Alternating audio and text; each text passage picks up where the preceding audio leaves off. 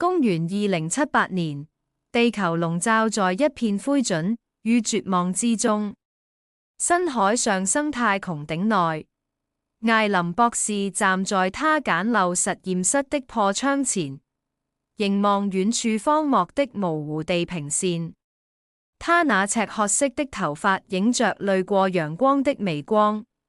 旁邊是他的丈夫朱利安教授，他正透過一具黃銅顯微鏡觀察從荒漠中取回的標本，一隻比蜜蜂還小的生物，翅膀透明如水晶。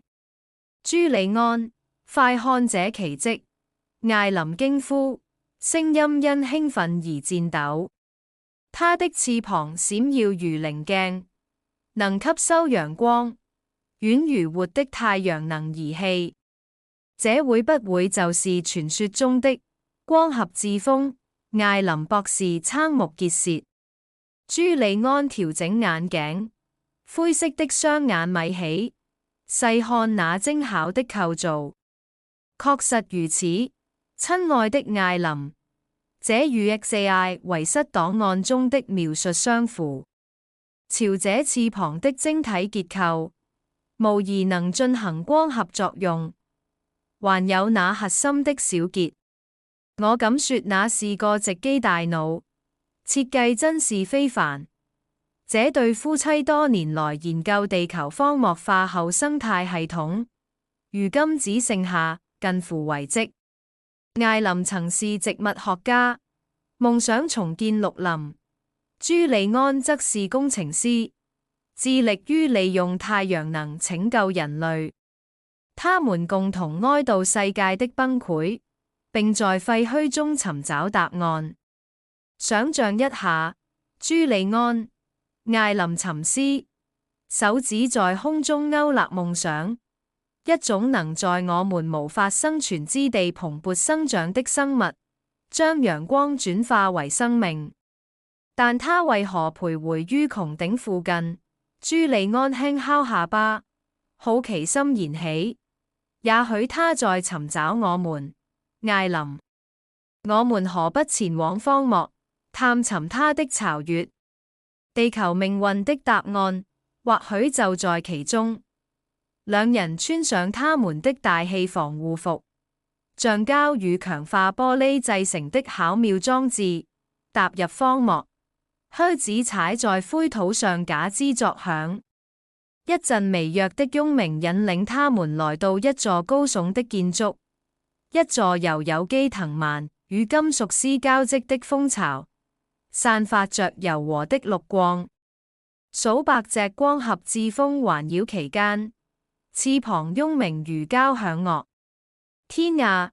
艾琳、朱利安驚呼，調整防護服的呼吸器。這不僅是巢穴，更是科學與自然的堡壘。艾琳蹲下，戴手套的手靠近一隻飛來的致豐。他懸停空中，感測器閃爍，傳來清晰的機械聲。林艾琳博士、朱利安教授，歡迎，請進入光峰之巢。兩人驚訝對視。他認識我們，艾琳低語。如此微小的生物怎能擁有這般智慧？直機思維，親愛的，朱利安答道，聲音充滿驚奇。或許是集體智能，通過這蜂巢相連。我們接受他的邀請吧。巢內是一座發光迷宮，牆壁覆蓋着光合膜，散發綠光。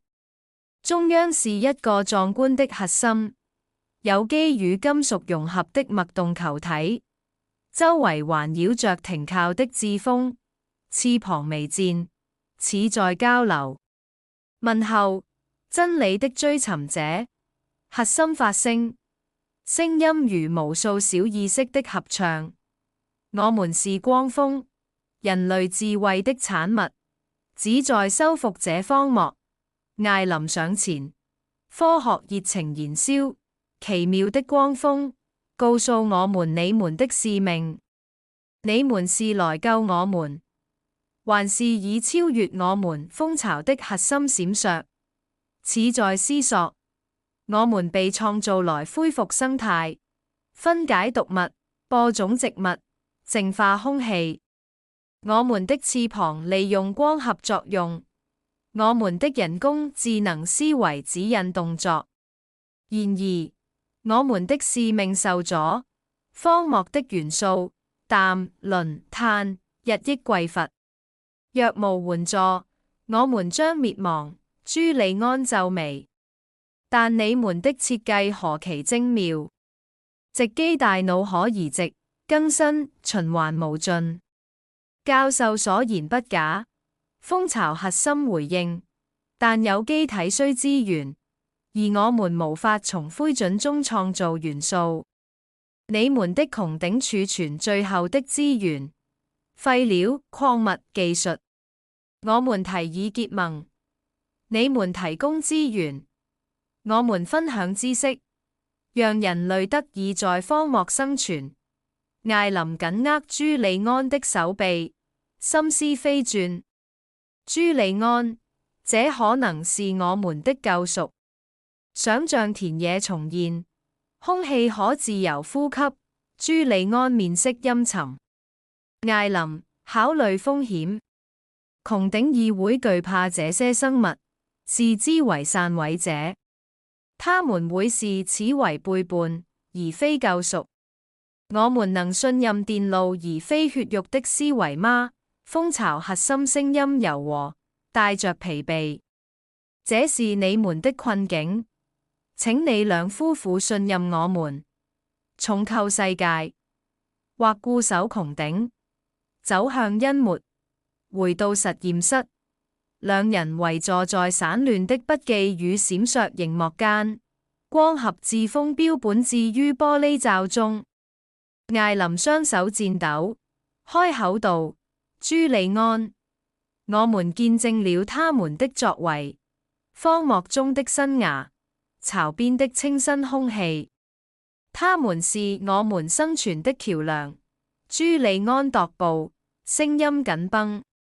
但代價呢？艾琳，議會視資源如命，若與光峰分享，他們會斥我們為叛徒。人類的恐懼勝過理性，我從他們眼中看到了。那我們必須證明。艾琳催促，語氣堅定，帶一小份廢料去蜂巢，驗證他們的意圖。一個信念的行動，或能扭轉局面。朱利安勉強同意。夜幕下，他們偷運一箱有機廢料至蜂巢，志蜂蜂擁而上，將腐物轉化為身體，飛舞着證明其承諾。成功了！朱利安低語，驚嘆不已。他們信守諾言，然而勝利短暫。